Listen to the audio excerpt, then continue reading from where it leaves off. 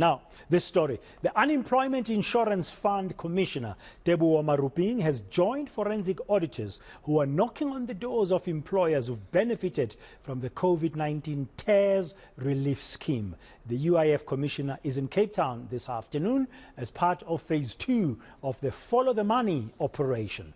This comes after a successful conviction of 2 directors of a company that defrauded the UIF of 10.6 million rand worth of COVID-19 temporary employer-employee relief scheme funds. Commissioner Maruping is joining us now live this hour. Good afternoon, Commissioner. Welcome to today, and thank you very much for your time there from Cape Town. Just an overriding question first. How's your visit going so far? Hi, thank you, Dr. Moyane. The visit in Cape Town is going very well. Quite impressive.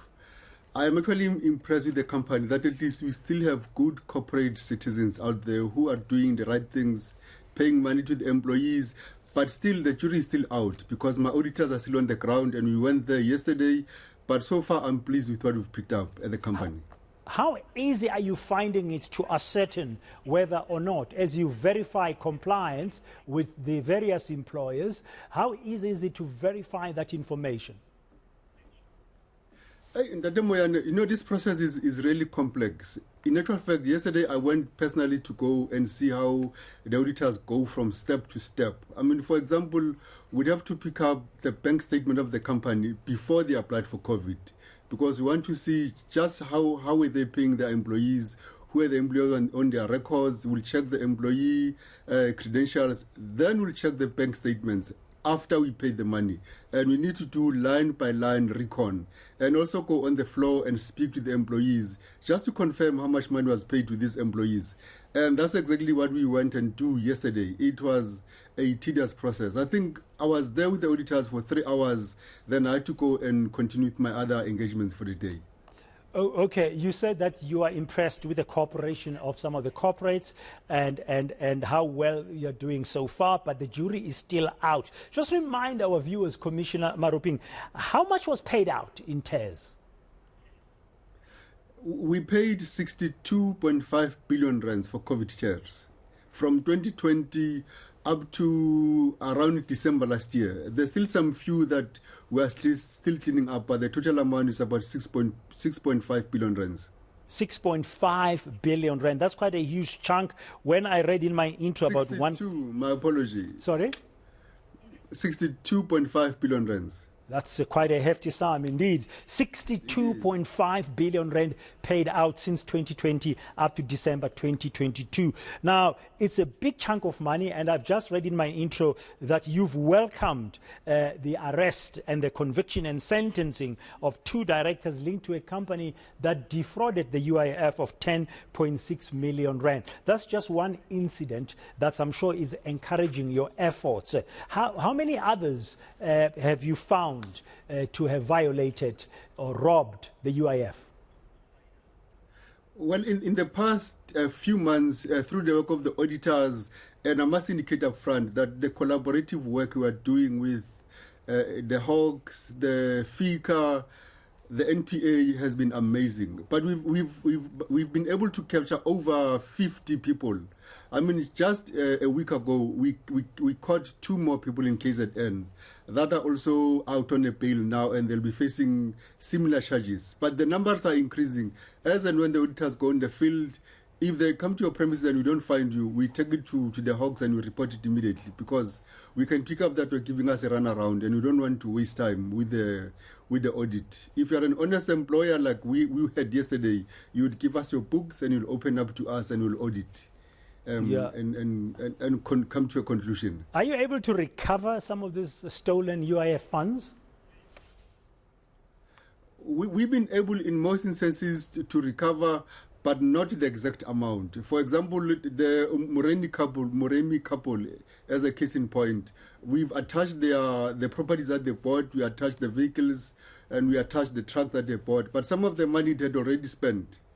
And so that part of the process is a bit painful, and it leaves a sour taste in our mouth, because during that time we were intervening for the country, trying to help the South Africans to survive COVID, and yet we have people like this Moremi couple who were just taking us for a run, and applying for employees that are not even working for them. And I think for me, that's a bad thing about intervening in South Africa when you have people like this taking the government for a ride.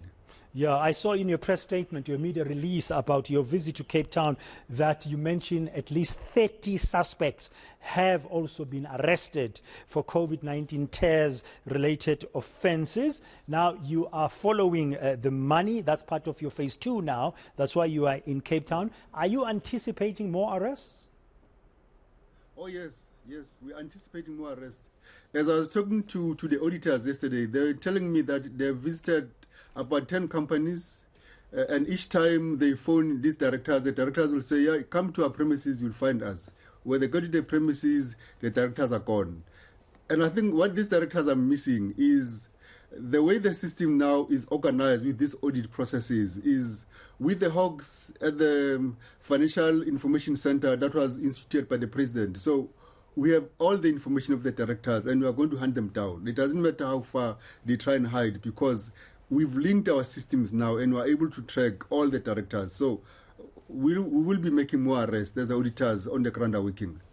Okay, I got final 2 questions for you, Commissioner Maruping. The other one is that I see you have enlisted more than 360 auditors with accounting and forensic investigation expertise to assist you in this campaign. Have they all been drawn from the private sector?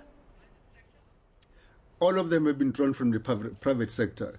And I think that's the driving force behind bringing the auditors on board. Because as a government, we don't have these competencies available. If we do, it will be internal audit, but it's not capacitated for this magnitude of work. And they've been doing an excellent job. I'm quite impressed with their work. Okay. Now the other one, this is phase 2, and you are in Cape Town. Where to next?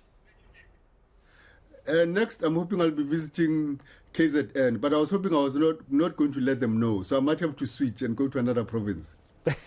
Because you've let them know, but they don't know. They don't know when you are going there. And are you anticipating more phases? I mean, depending on the progress you'll be making in phase 2, should we expect a phase 3?